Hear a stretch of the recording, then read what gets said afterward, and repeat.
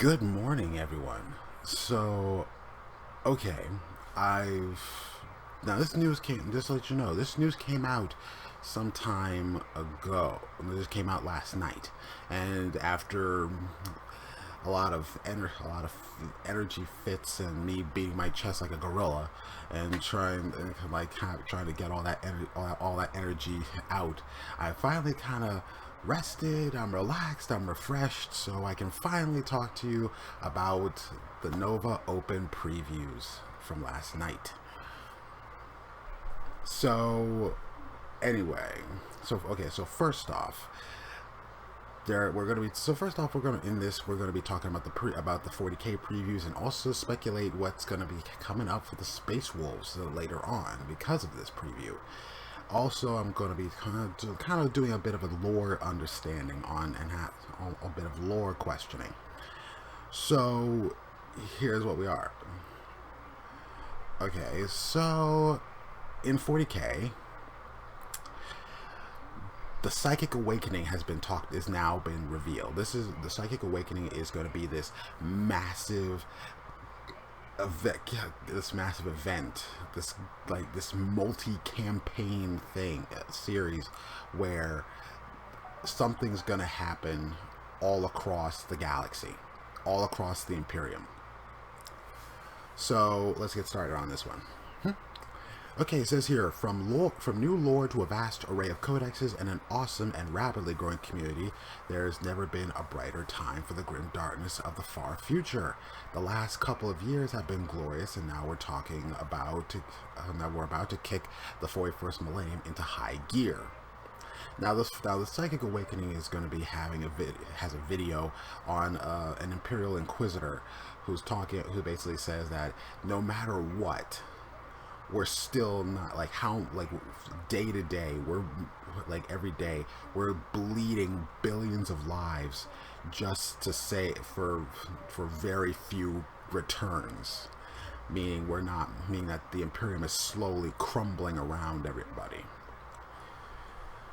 So let's see, what does all this mean for the galaxy? A new campaign series that spans the entire galaxy, like I said. Psychic Awakening is a monumental event that will shape 40K forever on a scale unlike anything you've ever seen before. Across this epic event, every codex will see expanded rules as we explore the frontline war zones of a cataclysmic new conflict that makes the 13th Black Crusade look like a border scuffle. That's just amazing. So basically, guys and girls, get your armies ready, because I think things are going to get really rough. Because the thing is that here's what, I'll wait, just hold on to me for a second. It's going to be good. All right. So there are going to be new rules for all factions. And all factions, and even I think sub factions, because it's going to be covering a lot. It's going to cover a lot of stuff. Alright, it says here, every single Warhammer 40,000 faction has a stake in Psychic Awakening, so whatever your chosen army, you'll have a moment to shine. Every Psychic Awakening expansion focuses on a different war zone, providing a new perspective to this galaxy-spanning event. The series will see plot threads that have enticed fans for decades resolved, champions new and old rise to the fore, and staggering revelations made.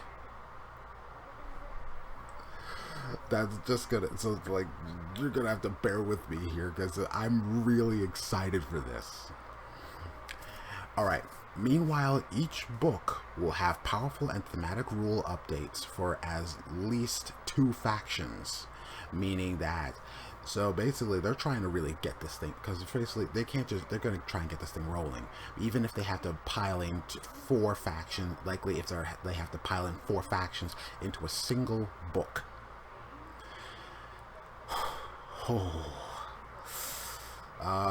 Giving you more flexibility than before. So, in short, as they say, the next major narrative for 40K New rules for every codex. Some models you will not believe, meaning that they're going to be introducing new models into this. And I think so far they're going to kind of get all these new like, I think the Primarchs are going to come back, the living ones anyway. If you see that I'm getting lower than my chair, because my chair is broken, I have to say. All right, because I hate how this thing. I got to get a new one.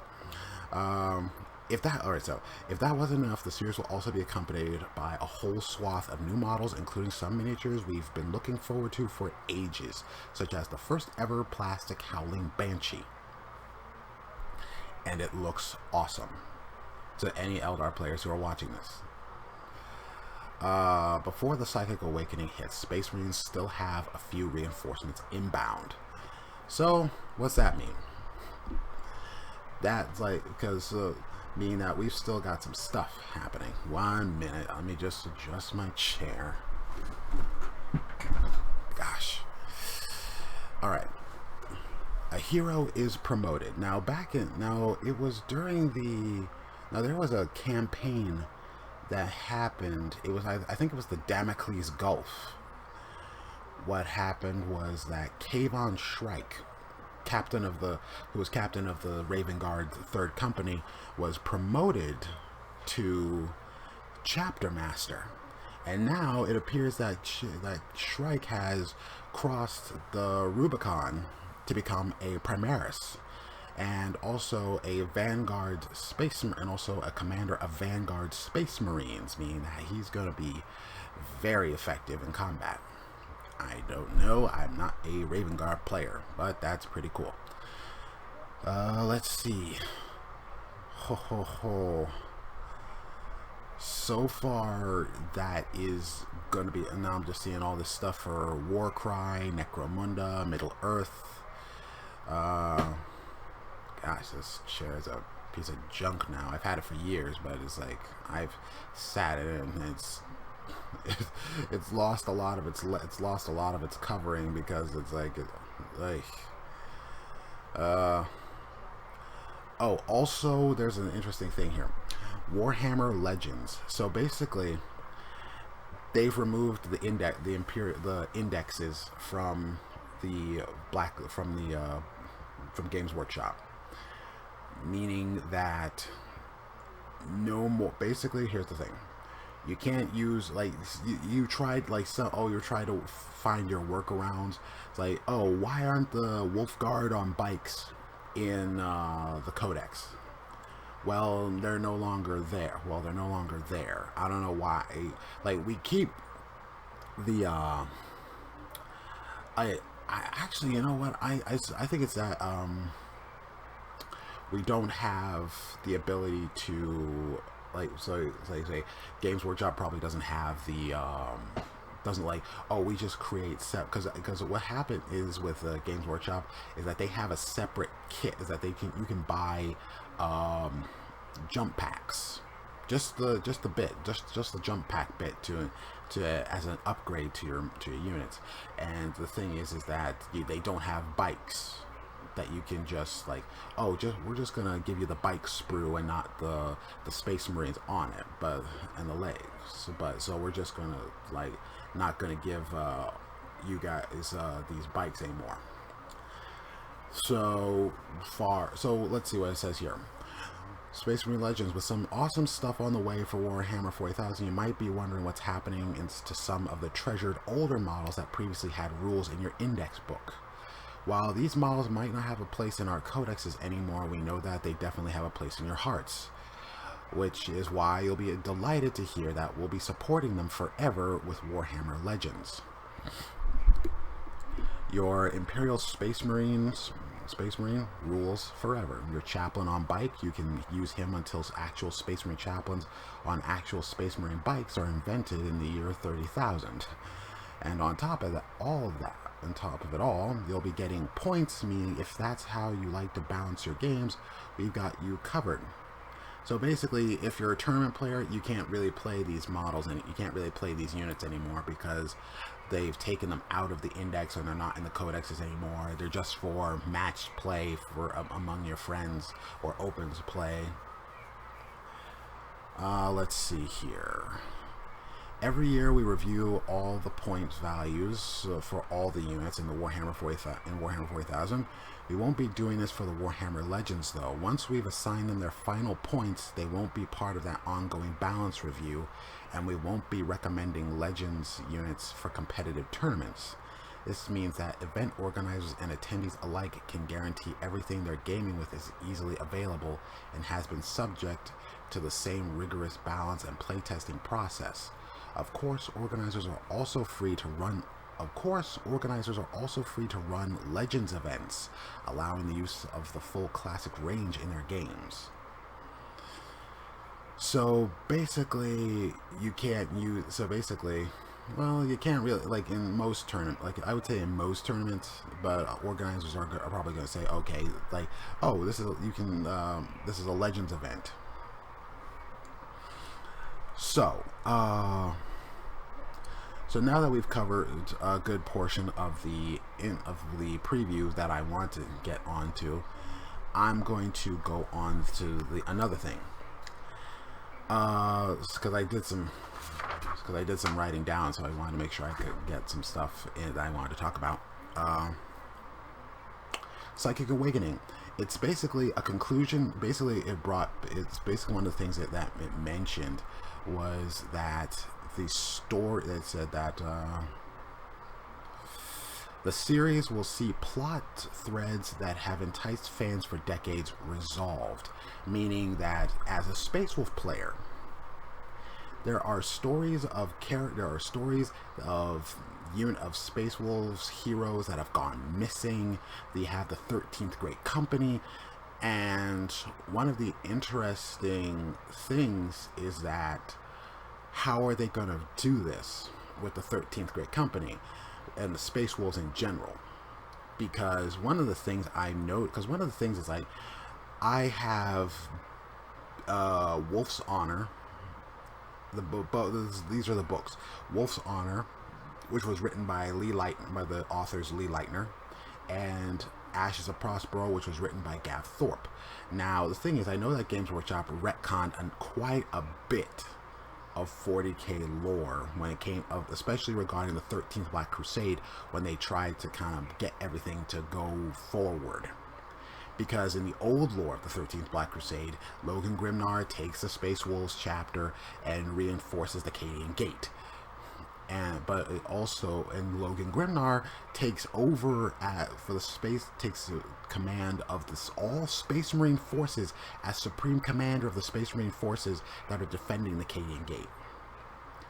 I feel that the Space Wolves lost a lot. I feel that the Space Wolves have lost a lot of significance over a few years.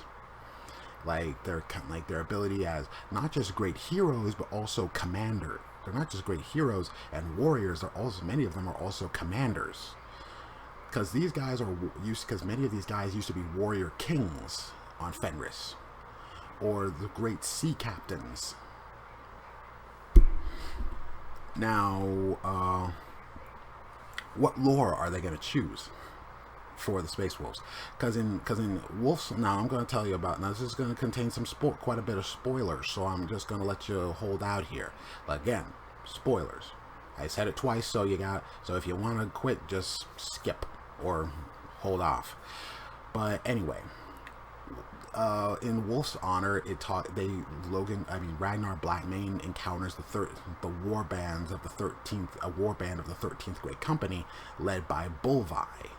Now, Bulvi was one of the Jarls of the 13th, who was a warrior who served under Yorin Bloodhowl, who was the commander of the 13th Great Company.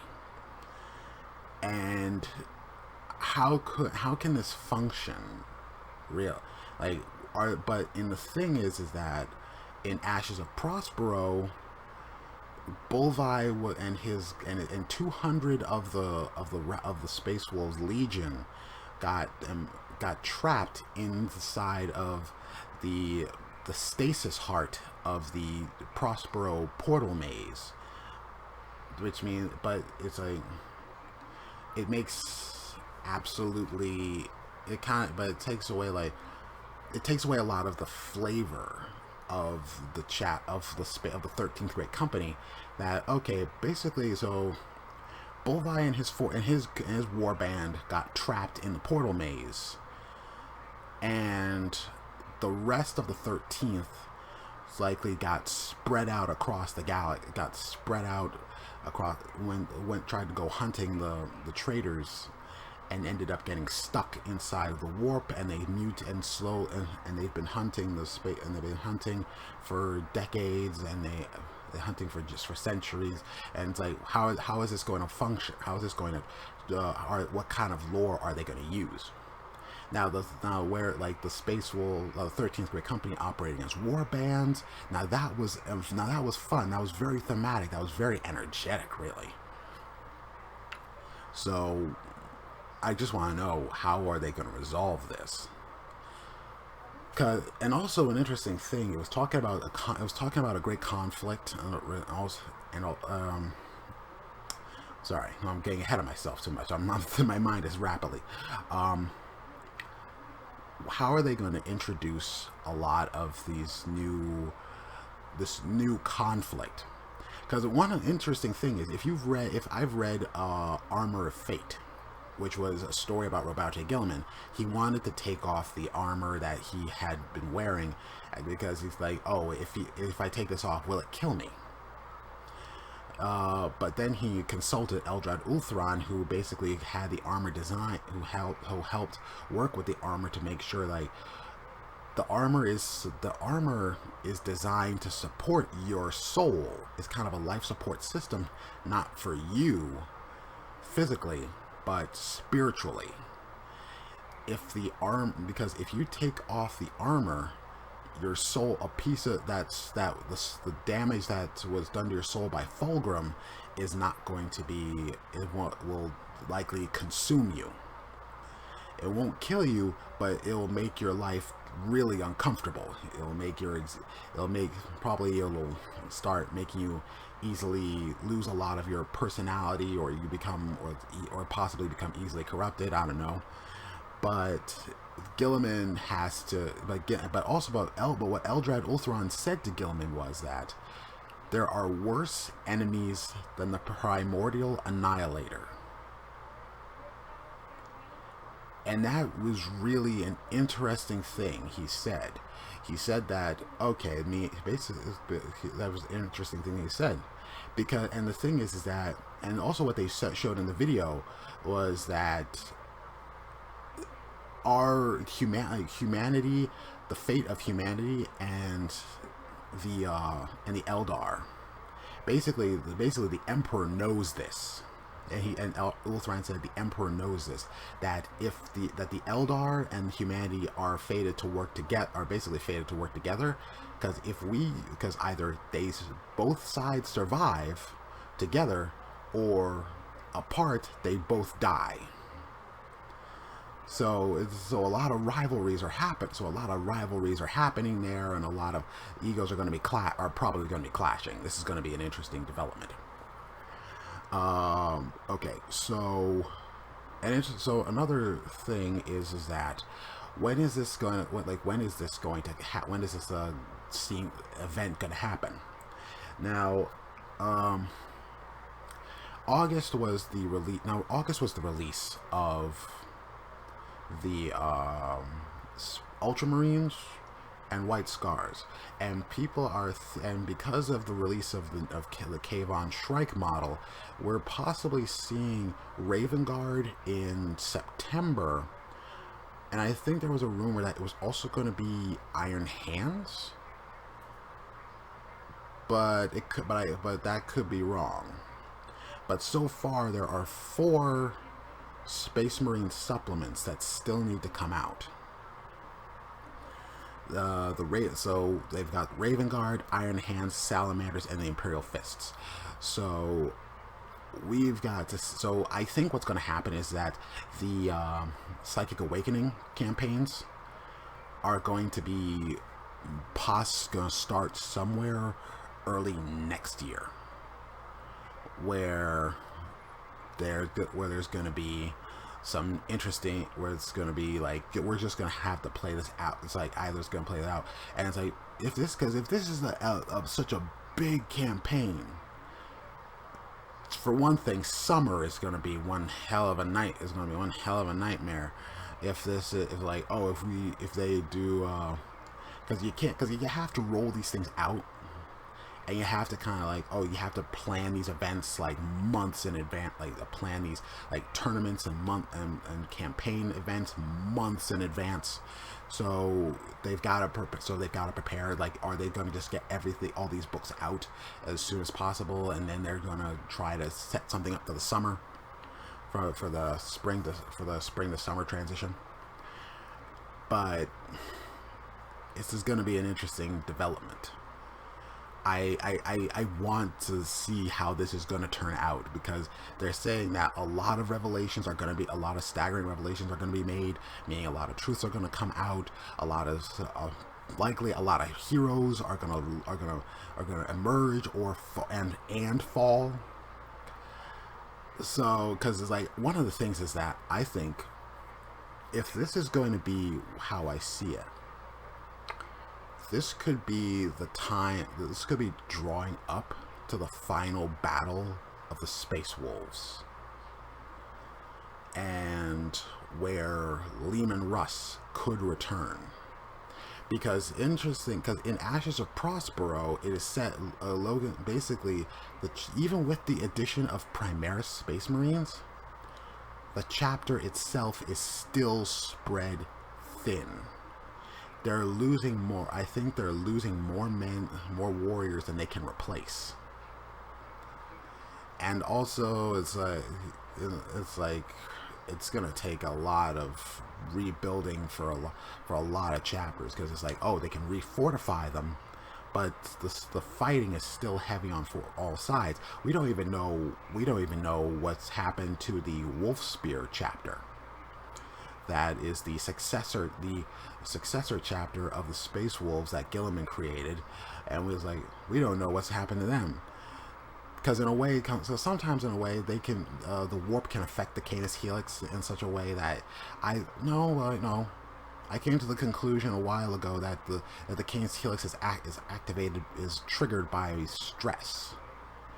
Because basically, think about it, all by extreme stress. So we'll have to wait and see. We really have to wait and see, because this is going to be so big. I hope you're all ready. Because I know I am. My models are basically ready for a go. I just need to do some detail. I just need to do detail work on them. But anyway, oh, also, I completely forgot. They're talking. Sisters of Battle are getting their box set this November. Yeah, Sisters of Battle Army set is gonna have 25 Citadel miniatures in them. Oh, ladies and gents, you are gonna be so happy about this. Oh,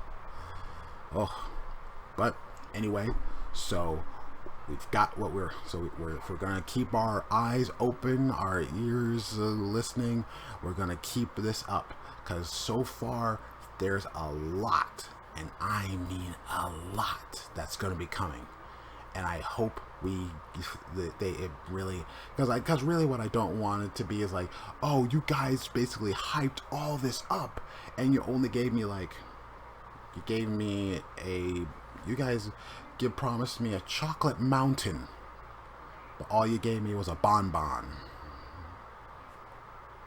Come on, guys, because I really don't want to be upset about that, because it would be devastating to me and everyone else who's been.